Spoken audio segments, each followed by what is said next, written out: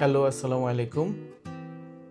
অনেক সকালবেলা উঠে কিছু মেসেজ দেখে মনে হলো যে কিছু মেসেজের রিপ্লাই দেওয়া দরকার।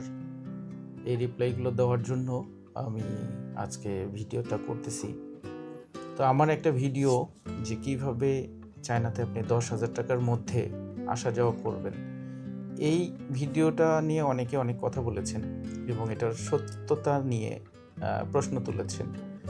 তো 10,000 টাকা দিয়ে কিভাবে আপনি চায়নায় আসবেন এই ব্যাপার এবং এটার সাথে কিছু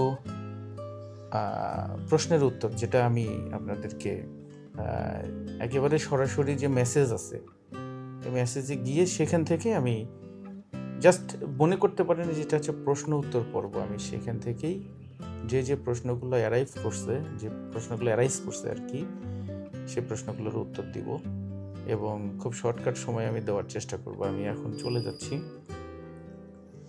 মেসেজ অপশনে, যেখানে ইউটিউবের মেসেজগুলো আছে।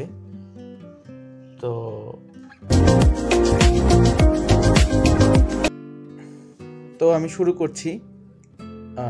আমার যেহেতু এই ভিডিওটা হচ্ছে আলোচনা নির্ভর ভিডিও, তো পারিপার্শ্বিক যে অবস্থা, লাইটিং, এগুলোর জন্য আমি দুঃখিত। আমি হোটেল থেকে কথা বলছি আর কি। আমার সাথে যারা যোগাযোগ করতে চাইছেন তারা বলছেন যে যোগাযোগের নাম্বারটা কোথায় পাব। আমার সাথে যোগাযোগের নাম্বার ডিসক্রিপশন বক্সে আমার অফিসের নাম্বার সহ অফিসের ডিটেলস অ্যাড্রেস দেওয়া আছে। আপনারা চাইলে আমার সাথে যোগাযোগ করতে পারবেন। এরপরেই একটা ভাইয়া লিখেছেন সুইচ সকেট পিন এগুলো নিয়ে কথা বলেন। আসলে আমার ব্যবসা তো আসলে ওইটা না। আমার যেটা ব্যবসা টুকটাক ট্রেডিং করা। তো আপনার যে ব্যবসার এক্সপিরিয়েন্স আছে, আপনি সেই ব্যবসার আলোকে যদি চায়নায় আসেন, আমি সেই ব্যাপারে আপনাকে হেল্প করতে পারবো। আপনি যাওয়ার সময় আপনার টিকিটের ভাড়া কিছুটা উঠাইতে পারবেন আমার সাথে যোগাযোগ করে আসলে। অনেকগুলো মেসেজ দেখতেছি আপনার সাথে কিভাবে যোগাযোগ করব। একজন ভদ্রলোক লিখেছেন যে হাস্যকর, আপনার আগে কতজন চায়নায় গেছেন জানেন? আমার আগে আমি কখনোই বলিনি যে কেউ চায়নায় আসে নাই। আমার আগে অনেক লোক চায়নায় আসছে এবং অনেক প্রতিষ্ঠিত ব্যবসায়ী আছে। তো এই সমস্ত প্রতিষ্ঠিত ব্যবসায়ী কোনোদিনও আপনাকে আমার মতো এই তথ্য উজাড় করে দিবে না। তা আমি তথ্যটা দিছি, এখানে হাস্যকর বা হাসার কি হলো আমি জানি না।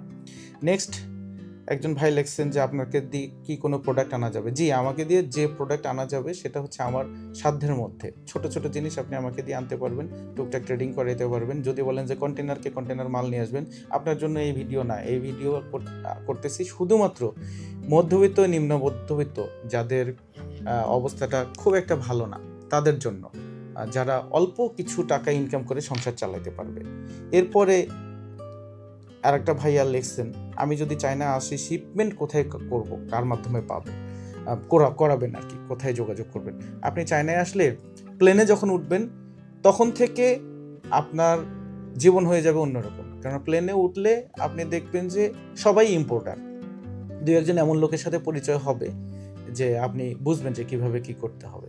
একান্তই যদি না পারেন, আমরা তো সহযোগিতা করতে চাইছি এবং এই সহযোগিতা যারা একেবারে কিছু করতে পারবে না তাদের জন্য। কারণ আমার তো কাজকর্ম আছে, তো কাজকর্ম বাদ দিয়ে শুধু ইউটিউব ভিডিও করা আমার কাজ না। একজন লিখছেন আপনাকে অফিসে কোন টাইমে পাবো? বাংলাদেশের অফিসে, বাংলাদেশে যখন থাকবেন, মানে বাংলাদেশে যখন আমি থাকবো তখন সকাল 10টা থেকে রাত 8টা পর্যন্ত থাকি। বাংলাদেশে না থাকলে চায়নায় সবসময় পাবেন আপনি আমাকে, তবে আসার আগে যোগাযোগ করে আসবেন। এরপরে একজন ভদ্রলোক বলছেন যে একজন ভাইয়া বলছেন, তার নামটা আমি বলতেছি না, যে তার আম্মু অসুস্থ, তার জন্য উনি চায়নায় আসতে চান। এটা আপনি কোনো মেডিকেল করে আর কি, মেডিকেল ট্যুরিজম যারা করে তাদের সাথে যোগাযোগ করলে আপনি খুব ভালো রেসপন্স পাবেন, খুব ভালো করতে পারবেন। তবে একটা কথা বলে রাখা ভালো, আমি আপনাকে মেসেজে উত্তর দিয়েছি যে চায়নাতে আসলে ট্রিটমেন্ট খরচ অনেক বেশি। আপনারা যেরকম দেখেছেন যে চায়নায় ট্রিটমেন্ট খরচ কম, বাংলাদেশের চেয়ে কম, এটা যারা করছেন ওইটা হয়তো বা ওনাদের প্রচারের জন্য করছেন। কিন্তু আমি ব্যক্তিগতভাবে চায়নায় থাকি 15-17 বছর যাবৎ এবং আমার বাচ্চা কাচ্চা জন্ম এখানে হয়েছে এবং চাইনিজ পাসপোর্টধারী, এবং যেহেতু আমি চাইনিজ ফ্যামিলির সাথে থাকি, তা আমি জানি যে ট্রিটমেন্টটা খুব একটা ভালো না। ট্রিটমেন্ট ভালো, টাকা পয়সা খরচ অনেক বেশি, এর দিকটা খেয়াল রাখতে হবে। একজন ভাইয়া লিখছেন, যে ভাইয়াটার নাম আমিনুল ইসলাম, আপনি লিখেছেন যে চায়না গিয়ে রেস্টুরেন্টের ব্যবসা করবেন। আপনাকে আগে মনে রাখতে হবে চায়নাতে আপনার রেস্টুরেন্টের যারা খাবার খাবে তারা ম্যাক্সিমাম বাঙালি। তার কারণ বাঙালিদের সাথে চাইনিজদের খাবারের স্বাদের এবং গুণগত মানের অনেক পার্থক্য তারতম্য আছে। যেটা আপনি মনে করতেছেন কাঁচা সেটা চাইনিজরা মনে করতেছে সিদ্ধ। যে কালারটা আপনার কাছে ভালো লাগে চাইনিজদের কাছে ভালো নাও লাগতে পারে। সো চাইনিজদেরকে টার্গেট করে আপনি বাংলা রেস্টুরেন্ট দিতে পারবেন না, বাঙালিদের টার্গেট করে দিতে হবে। এখন বাঙালি কতজন আছে সেটা খুঁজবেন। বাঙালি ধরেন যে গুয়াংজুতে খুব কম বাঙালি আছে যারা ট্রেডিং করে, তার কারণ চায়নাতে পার্মানেন্টলি থাকার কোনো ব্যবস্থা নাই। দুই একটা ব্যবসায়িক ভিসা, ওয়ার্কিং ভিসা টিসা অল্প কিছু পাওয়া যায়, এটা দিয়ে তারা থাকতেছেন, ব্যবসা করতেছেন। এখন ওনারাও চাইনিজ খাবারে অভ্যস্ত। এখন আপনার বাংলা খাবার খাওয়ানোর জন্য, বাংলা খাবারের রেস্টুরেন্ট দেওয়ার জন্য অলরেডি 2-3টা রেস্টুরেন্ট আছে। তারা কিছুদিন পর পর ব্যবসা খারাপ হলে বন্ধ করে দেয়, আবার চালু করে, নাম বলতেছি না। তো আপনি ভালো মতো মার্কেট সার্ভে করে তারপর দেখবেন। এর চেয়ে হয়তো বা যদি সৌদিতে রেস্টুরেন্ট দেন, সৌদিতে হয়তো বা ভালো চলবে, তার কারণ সৌদিতে অনেক বাঙালি, অনেক লেবার আছে, অনেক লোক আছে যাদের খাবারের সাথে আমাদের খাবারের অভ্যাসটার মিল আছে ইন্ডিয়া পাকিস্তানের, কিন্তু চায়নাতে এই জিনিসটা পাবেন না। এরপরে আরেকজন ভাইয়া লিখছেন আপনি উৎসাহ পাইছেন, যোগাযোগ করবেন। ঠিক আছে, যোগাযোগ করলে দেরি করবেন না। এরপর লিখছেন ভাইয়া আপনার কথা খুব ভালো লাগছে। যাই হোক, একজন ভাইয়া লিখছেন অনুগ্রহ করে কোনো শিরকি কথা আমরা কোনো না বলি। আমি জানি না কোন শিরকি কথা বলছি। এরপর একজন লিখছে আমার বাসা গাইবান্ধা। যার বাসা গাইবান্ধা সে আমার সাথে যোগাযোগ করতে পারেন, আমি মাঝে মাঝে গাইবান্ধা যাই। আপনাদের মাধ্যমে কি মাল আনা যাবে কিনা? হ্যাঁ, আমাদের মাধ্যমে মাল আনা যাবে, তবে আমি যেটা করি সেটাই, আমি তো আর সব ব্যবসা একা করতে পারবো না। এখন আর একজন ভাইয়া লিখছে আপনি লিখেছেন আল্লাহ গরিব লোককেও পছন্দ করেন না। এই কথাটা হচ্ছে বলার কারণ, আমি একেবারে এটা নিয়ে কথা বলতে চাই, একেবারে পয়েন্ট করে। এই কথাটা বলার সময় আমি বলছি অনেক সময় আল্লাহ গরিব লোককে পছন্দ করে না, এবং সেটা যৌক্তিক কারণ আছে। এই যৌক্তিক কারণটা কি দেখাতে গেলে আপনাকে একটু কোরআন হাদিস ঘাঁটতে হবে। তা আমি শর্টকাটে বলে দেই, অলসতার কারণে গরিব যদি হন আপনি, তাহলে আল্লাহ আপনাকে পছন্দ করবেন না। কাজকর্ম নাই এরকম লোককে তো আল্লাহ মোটেও পছন্দ করেন না। একটা হাদিসের রেফারেন্স দিচ্ছি, বুখারী শরীফের 2074 নম্বর হাদিস। এখানে বলা আছে কর্ম বিমুখতা থেকে বাঁচতে হলে আল্লাহর কাছে দুশ্চিন্তা ও অলসতা থেকে আশ্রয় চাইতেন, সেটা আমাদের নবীজি নিজে চাইতেন। তো যাই হোক, আমার এখানে ভুল কোথায় হয়েছে আমি জানি না। তো আল্লাহ যে অলস লোককে পছন্দ করেন না তার অনেক প্রমাণ আমরা দেখেছি নবীর মাধ্যমে। ওই যে আমরা কাঠার যে কুঠার, তার যে কুঠার কেনার গল্প, এবং ভিক্ষা করা বাদ দিয়ে কেন তাকে শ্রম দিয়ে টাকা ইনকাম করতে বলছে, এটা যে বলছেন এই গল্প আমরা কম বেশি সবাই জানি, এটা মনে হয় নতুন করে আপনাকে বলতে হবে না। এই অর্থে গরিব লোকদেরকে আল্লাহ যৌক্তিক কারণে পছন্দ করেন না, তার কারণ ধনী বলতে বলা হয়েছে, ধনী হইতে বলা হয়েছে। কেন ধনী হবেন? জাকাত দিবেন, হজ করবেন, আপনি মুসলমান হবেন, জাকাত দিবেন না, হজ করবেন না? কোন গরিব লোকটা হজ করতে যায় দুই একটা ব্যতিক্রম ঘটনা ছাড়া? জাকাত তো ধনীদের জন্যই তো, জাকাত হচ্ছে ইসলামের ট্যাক্সের মতো। যাই হোক, এটার উত্তর আমি দিয়ে দিলাম। এরপরে আমি আসতেছি, একজন ভদ্রলোক বলছেন যে ফ্রেশ পাসপোর্ট, অর্থাৎ সাদা পাসপোর্ট, আপনি কোনো দেশে যান নাই, এরকম পাসপোর্টে কি আপনি চায়নায় যেতে পারবেন? দেখেন, ভিসা দেওয়ার এখতিয়ার সম্পূর্ণ চায়না এম্বাসি। চায়না এম্বাসি যদি আপনাকে সাদা পাসপোর্টে ভিসা দেয়, অবশ্যই আপনি চায়নায় আসতে পারবেন। তবে আপনার নিজের দেশের লোক আপনার ক্ষতি করবে বা ক্ষতি করে থাকে। বাংলাদেশের ইমিগ্রেশনে খুব ডিস্টার্ব করে মাঝে মাঝে। আপনার আমেরিকার ভিসা আছে, আপনি আমেরিকা আসতে গেলেও একটু ডিস্টার্ব করে। এটা যদি আপনি একটু অ্যাভয়েড করতে পারেন, চায়না আসা কোনো সমস্যা হবে না।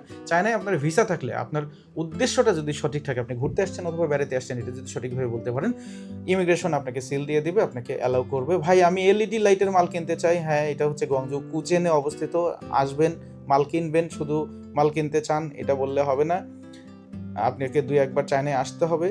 আসার পরে আপনার নিজের ব্যবসা, যেহেতু আপনার নিজের ব্যবসা নিজে করবেন।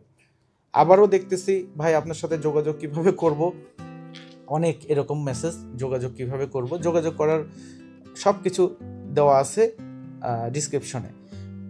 ভাই আমার কিছু বন্ধু ইউরোপে থাকে, ভাইয়ার নাম হলো সাব্বির, উনি বলছেন হ্যাঁ ইউরোপে ব্যবসা খুবই ভালো। আপনি যদি বাংলাদেশে মাল না পাঠিয়ে ইউরোপে পাঠিয়ে ব্যবসা করতেছেন, বাংলাদেশে মাল পাঠানো এবং ইউরোপে মাল পাঠানোর খরচ প্রাইস সেম, ইউরোপে একটু বেশি, কিন্তু লাভটা 10 গুণের মতো হতে পারে। আপনার যদি কোনো খুচরা দোকান থাকে, বন্ধু বান্ধবের সাথে কথা বলে যদি এটা করতে পারেন, আপনাকে কোটিপতি হইতে বেশি দিন সময় লাগবে না।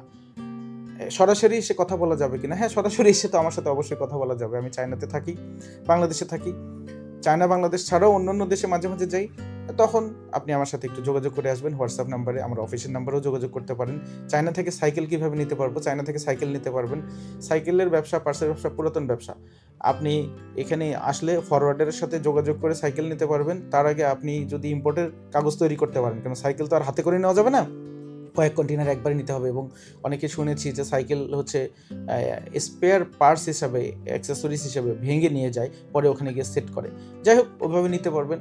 আপনি সঠিক সাপ্লায়ার না পেলে হয়তো বা 2-1 জায়গায় আমি যোগাযোগ করে সাপ্লায়ার দেওয়ার চেষ্টা করব, তবে চায়না পর্যন্ত আপনাকে আসতে হবে।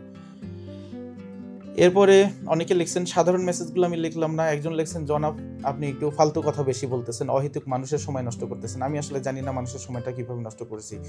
পুরো ভিডিওতে আমি আমাকে জাহির করছি, আসলে আমাকে কিভাবে জাহির করছি আমি জানি না।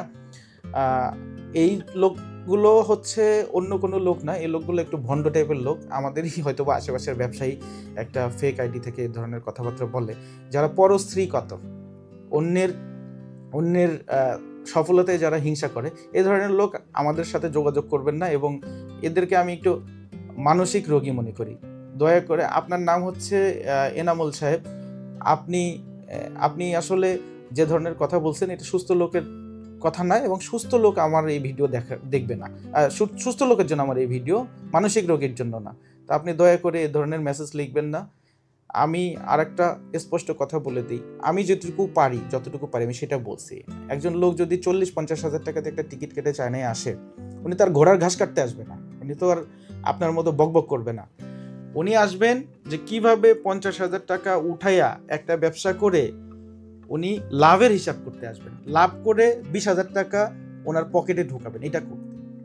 এটা যদি না করতে পারেন, অনেক ছোট ছোট ব্যবসায়ী আছে তারা করতে পারেন, তাদের সাথে পরিচয় করাই দিব। 40,000 টাকা টিকিট কেটে আসলে আপনার যদি 30,000 টাকার মাল পাঠাইতে পারেন, যে মাল পাঠায় 30,000 টাকা লাভ হলো, এরকম ব্যবসা ছোট ছোট অনেক আছে, তাহলে 10,000 টাকায় আপনার টিকিটের খরচটা পড়লো। এখানে সত্যি না এরকম কোনো কথা তো আমি বলি নাই, তাই না? 10,000 টাকাই তো পড়লো। এখন আপনি যদি 20,000 টাকার মাল নিয়ে যাইতে পারেন, বা 20,000 টাকা লাভ হবে এরকম একটা মাল যদি নিয়ে যেতে পারেন, তাহলে আপনার 20,000 টাকা সেভ হবে, 20,000 টাকায় আপনার চায়না যাওয়া আসা হবে। এটা নির্ভর করবে আপনার উপর, আপনি কতটা অ্যাক্টিভ। এরপরে আসতেছি, একজন সৌদি প্রবাসী ভাইয়া, আপনি বলছেন মোবাইলের ব্যবসা করতে চাই 2-3 লাখ টাকা নিয়ে। এখন মোবাইল আর মোবাইলের অ্যাক্সেসরিজ আলাদা। একটা মোবাইলে তো অনেক সময় 1-1.5 লাখ টাকা। তো মোবাইলের অ্যাক্সেসরিজ যদি হয়, আপনার রিটেল দোকান যদি থাকে, সৌদি থেকে অনেক লোক ব্যবসা করে, সৌদিতে নিয়ে গিয়েও করে, এবং সৌদি প্রবাসী অনেকে বাংলাদেশে গেছেন, গিয়ে টুকটাক করে তার এলাকায় দোকান দিচ্ছেন, গুলিস্তান থেকে মাল কেনেন, মালের কোয়ান্টিটি যদি একটু বেশি হয় আপনি চায়না থেকে কিনতে পারেন, এতে কোনো সমস্যা আমি দেখি না। এরপরে আমাকে বলেছেন একজন যে আমার কাছ থেকে অল্প কিছু মাল নিয়ে ব্যবসা করবে। আসলে দারাজের মতো বা আলিবাবার মতো তো আমি এত বড় প্ল্যাটফর্ম না, আমার কাছে তো সব মাল পাওয়া যাবে না। আপনি অল্প কিছু বলতে কি মাল বুঝাইছেন সেটা ডেফিনিট বলতে হবে। আমি যদি হেল্প করতে পারি আপনাকে কিনতে, আমি হেল্প করতে পারবো। কিন্তু সব কথার আগে আবারও বলি, যেহেতু অল্প টাকায় চায়নায় আসতে পারবেন, যেহেতু বিমান ভাড়া উঠানোর চেষ্টা করতে পারবেন, যেহেতু 10-20 হাজার টাকা খরচ করলে আপনি আপনার ব্যবসা সম্পর্কে জানতে পারবেন চায়নায় সরাসরি এসে, সো চায়নায় একবার আসেন। এরপরে একজন ভাই লেখছে, আইফোন 12 প্রো ম্যাক্সের দাম কত? আমি তো আসলে আইফোন 12 প্রো ম্যাক্সের ব্যবসা করি না, এটার দাম কত এটা আমি জানতে পারবো না। এটা আপনি যমুনা ফিউচার পার্কে জানতে পারেন, জেনে দেখতে পারেন যে চায়নায় কেউ আসে কিনা মোবাইলের ব্যবসা করে, সে যদি আপনাকে হেল্প করে। আমি যেটা করতে পারবো সেটা হচ্ছে, আপনি যাওয়ার সময় যদি বলেন যে ভাই আমার স্পেস খালি আছে, 2টা মোবাইল দেন, আমি একজনের সাথে পরিচয় করে দেবো, 2টা মোবাইল দেবে, 2-4 হাজার টাকা আপনাকে ক্যারিং কস্ট দেবে। আমার টোটাল কথাটা ক্যারিং কস্টের উপরে, যে আপনি কিভাবে আপনার টিকিটের দামটা উঠাবেন, শুধু এইটুকু, এর বাইরে অন্য কিছু না। আমার বাসা কুড়িগ্রাম, চায়না থেকে মাল নিয়ে এসে ব্যবসা করতে চাই। কুড়িগ্রামের ভাই আপনাকে অসংখ্য ধন্যবাদ। চায়না থেকে মাল নিয়ে এসে ব্যবসা করতে চাইলে আপনাকে সাধুবাদ জানাই, আসেন ব্যবসা করেন। চায়না না আসলে শুধু কুড়িগ্রাম বসে তো আর ব্যবসা করতে পারবেন না, আপনাকে একটু বের হয়ে আসতে হবে। এরপরে আসেন, মালদ্বীপে থাকেন, আপনি কি মালদ্বীপে মাল পাঠাতে পারবেন? মালদ্বীপে ডিএচএল এর মাধ্যমে মাল যায়, ফেডেক্সের মাধ্যমে মাল যায়। অনেক মালদ্বীপের ব্যবসায়ী আছে যারা চায়নাতে ওয়্যার হাউস আছে, এরকম একটা ওয়্যার হাউস খোঁজার পরে আপনি মালদ্বীপে মাল নিয়ে ব্যবসা করতে পারবেন, এখানে কোনো সমস্যা নাই। একজন ভদ্রলোক বলছেন, শাহনেওয়াজ ভাই সম্ভবত, উনি শাহিন ভাই আর কি, উনি বলছে চায়না গিয়েছেন তখন ব্যবসা করার চিন্তা করেননি। আসলে চায়না আসছেন কিন্তু আপনি বিমান ভাড়া কিছুটা উঠাইতে পারেন নাই, এটা আসলে দুঃখজনক বিষয়। পরবর্তী সময় আপনি যখন আসবেন আমার সাথে যোগাযোগ করবেন, আমি চেষ্টা করব কিছুটা বিমান ভাড়া যাতে আপনার উঠে যায়। এই ব্যবসা এখন সবাই করে, সবার এরকম ব্যবস্থা আছে। তো ধন্যবাদ, আজকে এই পর্যন্তই ছিল। এই কথাগুলোই বলতে চেয়েছিলাম, এই মেসেজগুলোর উত্তরগুলো দিলাম মোটামুটি যেগুলো দেওয়া গেছে। এরপরেও যদি আপনাদের কোনো কনফিউশন থাকে আপনি আমাকে জানাবেন, আবারও বলতেছি, 10,000 টাকায় কিভাবে চায়নায় আসবেন, এই কোশ্চেনটা অনেকে করছেন। 10,000 টাকায় তো আপনি চায়নায় আসবেন না। আপনি 40,000 টাকা দিয়ে যে একটা টিকিট কাটলেন, এই 40,000 টাকা দিয়ে টিকিট কেটে চায়নায় আসছেন কেন, আসবেন কেন? টাকা উঠানোর জন্য না। আপনি 40,000 টাকা ইনভেস্ট করছেন, 60,000 টাকা উঠাবেন না। যখন উঠাইতে পারতেছেন না, তখন বলবেন, বহু ব্যবসায়ী আছে যে বলবে, ভাই আমার এই ইম্পর্টেন্ট মালটা আপনি বাংলাদেশে নিয়ে যান, আপনাকে 5,000 টাকা দেবো। আপনি লাগেজ ক্যারিয়ার হিসাবে কাজ করবেন, লাগেজে করে কিছু মাল আনবেন, কিছু তো উঠলো তো। আর এটা বড় লোকদের জন্য ভিডিও না, শুধুমাত্র আমার মতো গরিব, আমার মতো মধ্যবিত্ত, নিম্ন মধ্যবিত্ত এবং যারা 20-50,000 টাকায় ঢাকা শহরে চলতেছেন তাদের জন্য। তারা যদি করতে পারেন ভালো হবে। এই আইডিটা জাস্ট খালি শেয়ার করছি, এর চেয়ে বেশি কিছু না। ধন্যবাদ, ভালো থাকবেন। পরবর্তী কোনো ভিডিওতে যদি আসি তাহলে আবার কথা হবে, এবং আরও কি জানতে চান কমেন্টসে জানাবেন। আমি এরকম আরও 2-1টা ভিডিও করে হয়তো সেটার উত্তর দেবো, কেননা আলাদা আলাদাভাবে প্রত্যেকের মেসেজের উত্তর হয়তো প্রতিদিন 100 মেসেজের উত্তর, 200 মেসেজের উত্তর দেওয়া যায়। যখন অনেক বেশি হবে তখন হয়তো দিতে পারবো না। ধন্যবাদ, ভালো।